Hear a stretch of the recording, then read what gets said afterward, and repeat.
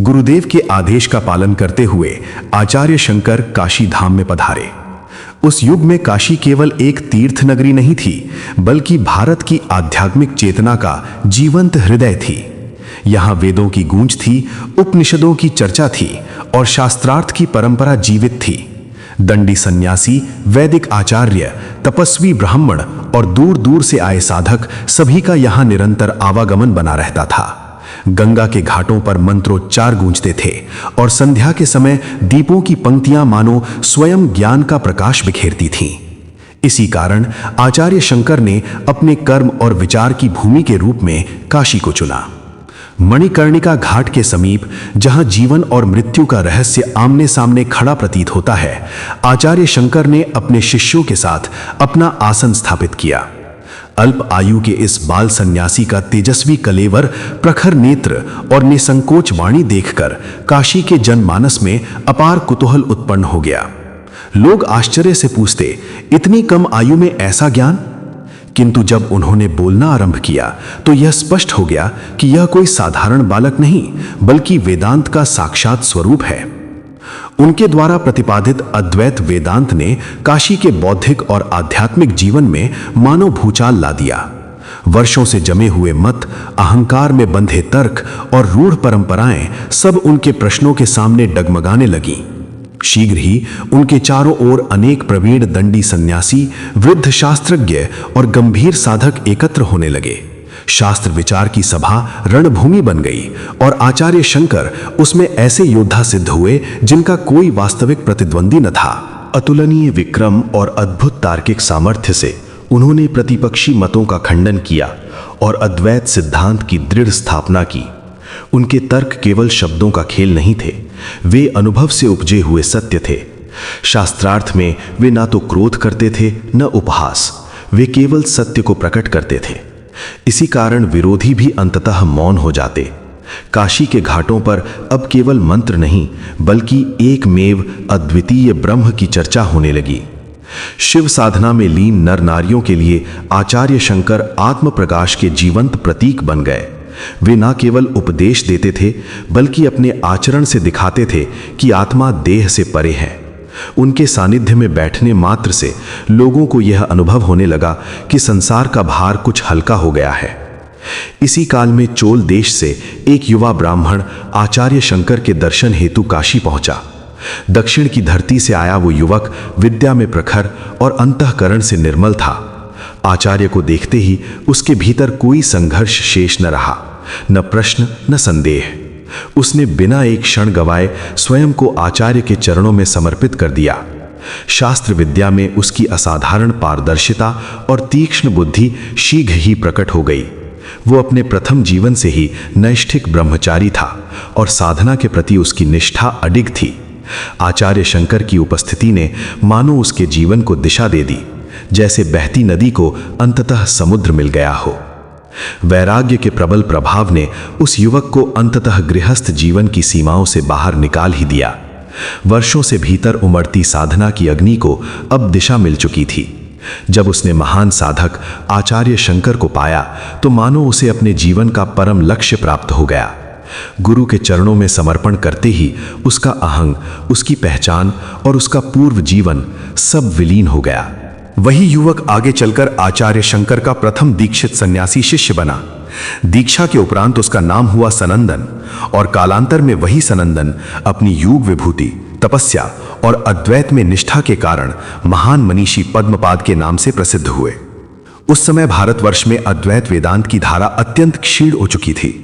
कर्मकांड, बाह्य आडंबर और सांप्रदायिक मतभेदों के बीच आत्मतत्व का सत्य धुंधला पड़ गया था। आचार्य शंकर भली भांति समझ चुके थे कि यदि अद्वैत को पुनः जीवित न किया गया तो सनातन दर्शन का मूल हृदय खो जाएगा। इसी दृढ़ संकल्प के साथ उन्होंने घोषणा की, एकमात्र सत्य ब्रह्म है। यह जगत पूर्णतः मिथ्या है, स्वप्न के समान। जीव और ब्रह्म में कोई भेद नहीं है। उन्होंने निर्भीक होकर कहा कि निर्गुण निर्विशेष ब्रह्म के अतिरिक्त कोई भी सत्ता परम सत्य नहीं है। न उसमें गुण है, न रूप, न नाम, न शक्ति का पृथक अस्तित्व। वही एकमात्र परमार्थ तत्व है, जिसे जानना ही मनुष्य का परम लक्ष्य है और जिसकी अनुभूति ही मोक्ष है। ये घोषणा अपने समय से बहुत आगे की थी, तीक्ष्ण, क्रांतिकारी और चुनौतीपूर्ण। तरुण आचार्य के अद्भुत ज्ञान और योग विभूति की कथाएं चारों दिशाओं में फैलने लगीं। जहां वे जाते वहां श्रोताओं का सैलाब उमड़ पड़ता। पंडित, मठवासी साधक, गृहस्थ, वैश्यिक सभी उनके उपदेश सुनने आते। काशी के घाट, सभाएं और मंदिर प्रांगण उनके शब्दों से गूंज उठते। परंतु प्रश्न ये था, क्या सभी उनके अद्वैत को समझ पा रहे थे? निर्विशेष ब्रह्म की धारणा साधारण मनुष्य के लिए सरल नहीं थी। जो व्यक्ति देह, मन और इंद्रियों से अपनी पहचान बनाए बैठा हो, वो मैं ब्रह्म हूं की अनुभूति कैसे करे? कौन अधिकारी है और कौन नहीं, ये भेद उस समय आचार्य शंकर अपने उद्दीपन और तेजस्वी अवस्था में कहीं भूलते से प्रतीत हुए। वे सत्य को उसकी सर्वोच्च ऊंचाई से बोल रहे थे, पर श्रोताओं की भूमि उतनी तैयार नहीं थी। इसी अंतर्द्वंद्व के क्षणों में आचार्य शंकर काशी की अधिष्ठात्री देवी मां अन्नपूर्णा के चरणों में नतमस्तक हुए। उन्होंने मौन भाव से प्रार्थना की कि हे माता, यदि मेरा मार्ग सत्य है तो मुझे यह भी दिखाओ कि उस सत्य को जन सामान्य तक कैसे पहुंचाया जाए। एक दिन प्रातःकाल गंगा स्नान के उपरांत आचार्य शंकर मणिकर्णिका घाट की ओर जा रहे थे। जीवन और मृत्यु के इस संगम स्थल पर पहुंचते ही उनका ध्यान एक हृदय विदारक दृश्य पर गया। मार्ग के बीच एक युवा विधवा स्त्री बैठी थी, अपने मृत पति के शव को गोद में रखे विलाप करती हुई। उसका करुण क्रंदन पूरे घाट को स्तब्ध कर रहा था। आगे बढ़ना कठिन हो गया था। वो स्त्री शव के साथ मार्ग रोक कर बैठी थी। पूछने पर ज्ञात हुआ कि उसके पास अंत्येष्टि के लिए आवश्यक साधन तक नहीं थे, न धन, न सहारा, न कोई अपना। समाज ने पहले ही उसे विधवा कहकर त्याग दिया था और अब मृत्यु ने उसका अंतिम आश्रय भी छीन लिया था। उस क्षण आचार्य शंकर के भीतर कुछ टूट गया। यही वो क्षण था जहां अद्वैत का शुष्क बौद्धिक स्वरूप करुणा में परिवर्तित होने लगा। उन्हें पहली बार स्पष्ट दिखा कि केवल जगत मिथ्या है कह देना पर्याप्त नहीं, जब तक उस जगत में पीड़ित मनुष्य को सहारा न मिले। यहीं से आचार्य शंकर के अद्वैत में करुणा, व्यवहार और लोक कल्याण का प्रवेश हुआ, जो आगे चलकर उनके दर्शन को पूर्णता देता है। उस शोकाकुल स्त्री की दशा और भी करुण हो उठी थी। वह बीच बीच में वहां से गुजरने वाले यात्रियों से अंत्येष्टि के लिए धन की भिक्षा भी मांग रही थी, परंतु किसी का मन पिघलता नहीं था। शव को गोद में रखे वह मार्ग के बीच बैठी थी, जिससे आगे बढ़ने का कोई उपाय शेष न रहा। आचार्य शंकर अपने शिष्यों के साथ वहीं रुक गए। उन्होंने दोनों हाथ जोड़कर विनम्र स्वर में कहा, माता, यदि आप इस देह को थोड़ा सीधा रख दें और मार्ग से हटा दें तो हम लोग अपने कार्य के लिए आगे बढ़ सकेंगे। पर शोक में डूबी उस रमणी के कानों तक किसी की बात पहुंच ही नहीं रही थी। आंसुओं से भरी आंखें, विक्षिप्त सा मुख और कांपता हुआ कंठ, वह हटने को तैयार नहीं थी। आचार्य शंकर और उनके शिष्य एक विचित्र संकट में फंस गए। आगे जाने का मार्ग बंद था और पीछे लौटने का भी कोई अर्थ नहीं था। उन्होंने बार बार उससे विनती की, पर वह अपनी हट पर अडिग रही। अंततः उस स्त्री ने कठोर स्वर में कहा, हे सन्यासियों, यदि हटने या खिसकने का अनुरोध करना ही है तो शव से क्यों नहीं कहते? यदि आपके सिद्धांत सत्य हैं तो शव स्वयं क्यों नहीं हट जाता? यह सुनकर सभी स्तब्ध रह गए। शंकराचार्य के मुख से करुणा से भरे शब्द निकले, माता, किसी के कहने से ऐसा कैसे हो सकता है? यह निष्प्राण देह स्थान परिवर्तन कैसे करेगी? तभी उस स्त्री ने अपना रोदन रोक दिया। उसका स्वर अचानक दृढ़, गंभीर और अर्थपूर्ण हो गया। उसने कहा, आचार्य, आप तो हर जगह ये उपदेश देते फिरते हैं कि ब्रह्म ही करता है, जगत मिथ्या है और सब कुछ उसी की शक्ति से चलता है। फिर ये निष्प्राण शक्तिहीन देह स्वयं को क्यों नहीं हटा सकती? यदि ब्रह्म सर्व करता है तो यहां आपकी बाधा क्यों बनी हुई है? इतना कहकर वो स्त्री क्षण भर में अदृश्य हो गई। न शव रहा, न विलाप, न कोई चिन्ह। वहां खड़े सभी लोग विस्मय में डूब गए। ये कोई साधारण घटना नहीं थी। आचार्य शंकर के अंतःकरण में उसी क्षण एक गहरा बोध जाग उठा। उन्हें समझते देर न लगी, ये माता अन्नपूर्णा की लीला थी। उस क्षण आचार्य शंकर ने अनुभव किया कि केवल निर्विशेष निर्गुण ब्रह्म का उपदेश सभी के लिए ग्राह्य नहीं हो सकता। साधारण अधिकारी के लिए सगुण ब्रह्म, शक्ति युक्त ईश्वर की भावना ही सहज और उपयोगी है। निर्विशेष परब्रह्म का तत्व तो उन विरले साधकों के लिए है जो उच्चतम ज्ञान की साधना में प्रवृत्त हैं। ये घटना उनके दर्शन में करुणा और व्यावहारिक विवेक का बीज बो चुकी थी। कुछ समय पश्चात एक और प्रसंग घटित हुआ। एक दिन आचार्य शंकर पुनः गंगा स्नान के लिए घाट की ओर जा रहे थे। उनके पीछे शिष्यों और भक्तों का समूह था। मणिकर्णिका के मार्ग पर अचानक सामने एक भीषण चांडाल आ गया। उसके शरीर से शमशान की गंध आ रही थी और उसके साथ कई विकराल कुत्ते भी थे। उसे देखकर शंकर और उनके साथियों ने अनायास ही दूरी बना ली।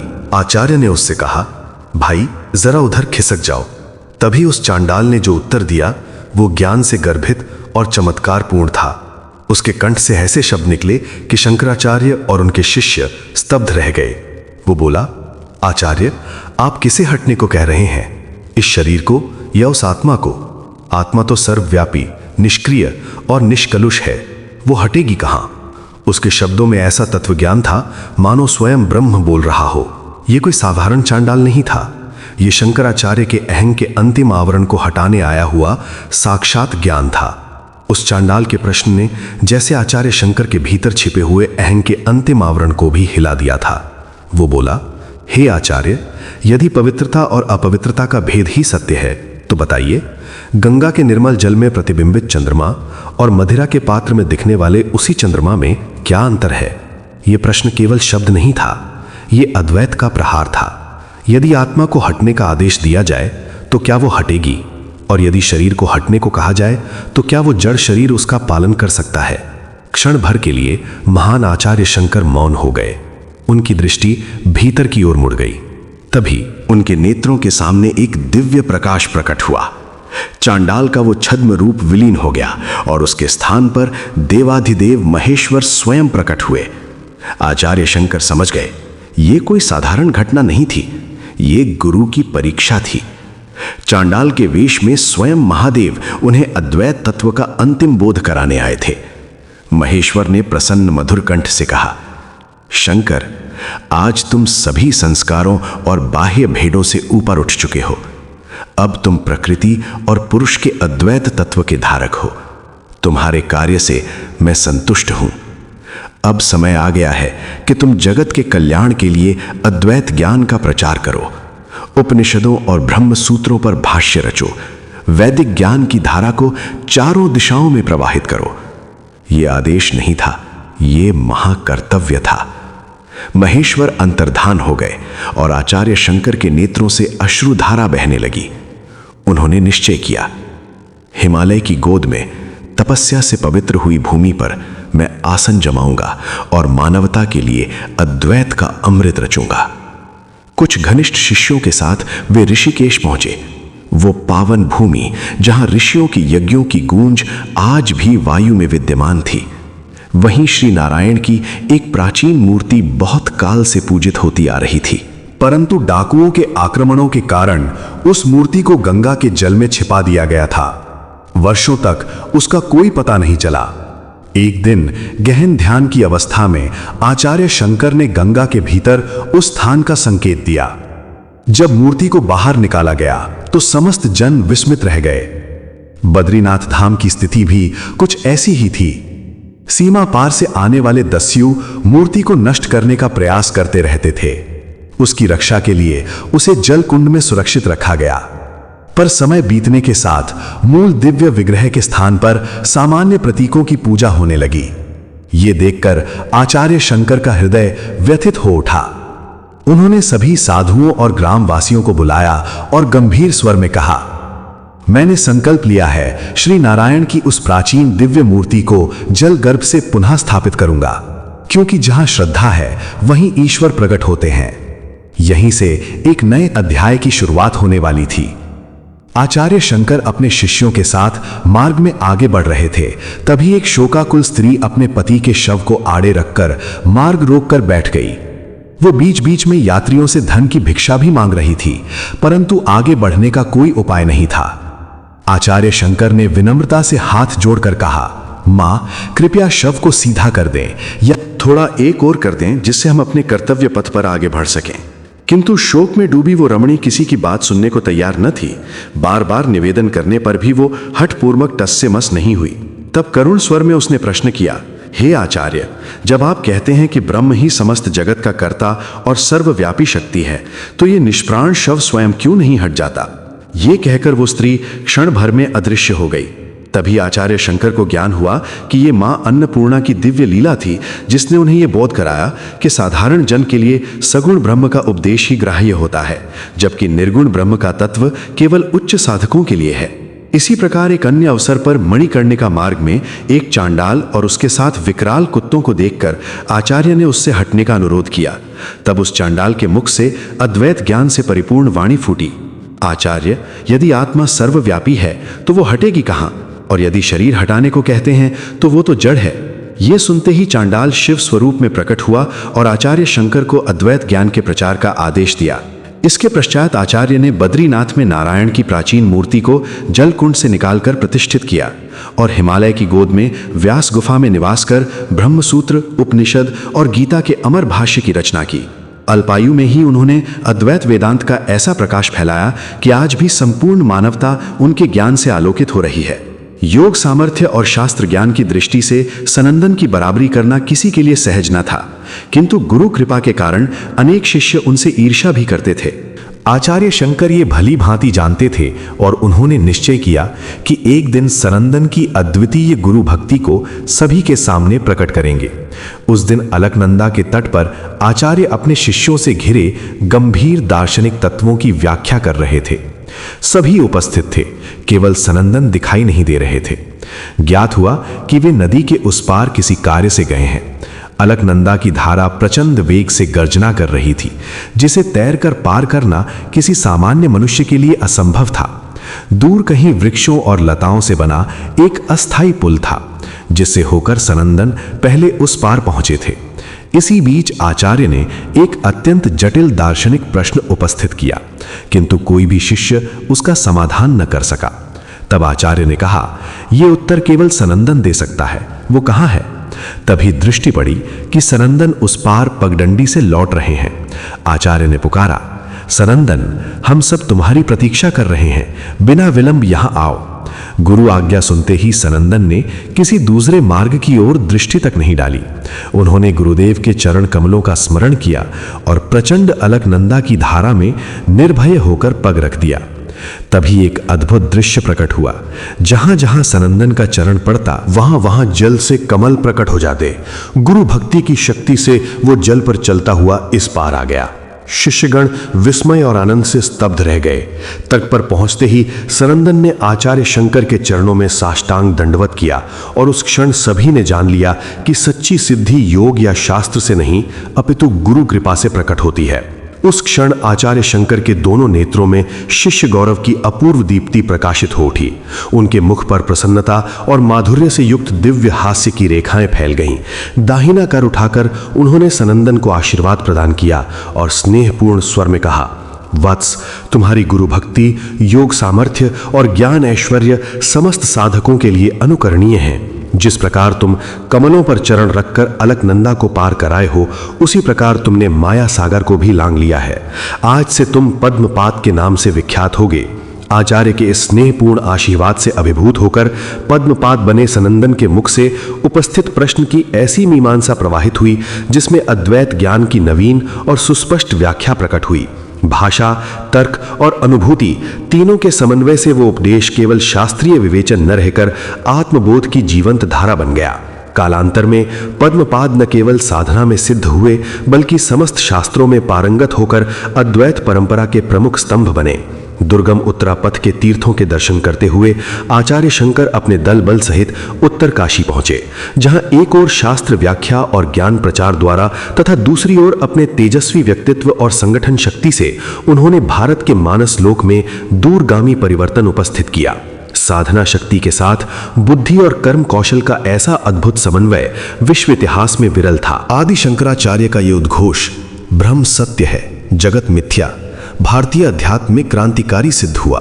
उस काल में जहां वैदिक कर्मकांड और बाह्य अनुष्ठानों का प्रभुत्व था, वहीं शंकर के अद्वैत तत्व और मायावाद ने उस मानसिकता को झकझोर दिया। वेदों के ज्ञान कांड की गहन व्याख्या करते हुए उन्होंने स्पष्ट किया कि सगुण और निर्गुण दोनों तत्व वेदों में विद्यमान हैं, किंतु जब तक साधक निर्गुण निर्विशेष ब्रह्म की उपासना द्वारा माया बंधन से मुक्त नहीं होता, तब तक परम मुक्ति संभव नहीं। उन्होंने निर्भीक रूप से प्रतिपादित किया कि जीव और ब्रह्म अभिन्न हैं, भेद केवल माया के आवरण का है। ज्ञान के उदय से अज्ञान का अंधकार नष्ट होता है और तत्वमसी का महावाक्य सजीव अनुभव बनकर प्रकट होता है। इस प्रकार आदि शंकराचार्य केवल महान शास्त्रकार ही नहीं, अपितु एक शक्तिधर आत्मज्ञानी महापुरुष के रूप में सर्व भारतीय आध्यात्मिक नेतृत्व के शिखर पर प्रतिष्ठित हुए और असंख्य सन्यासी तथा शास्त्रवेत्ता उनके आश्रय में कृतार्थ हो उठे।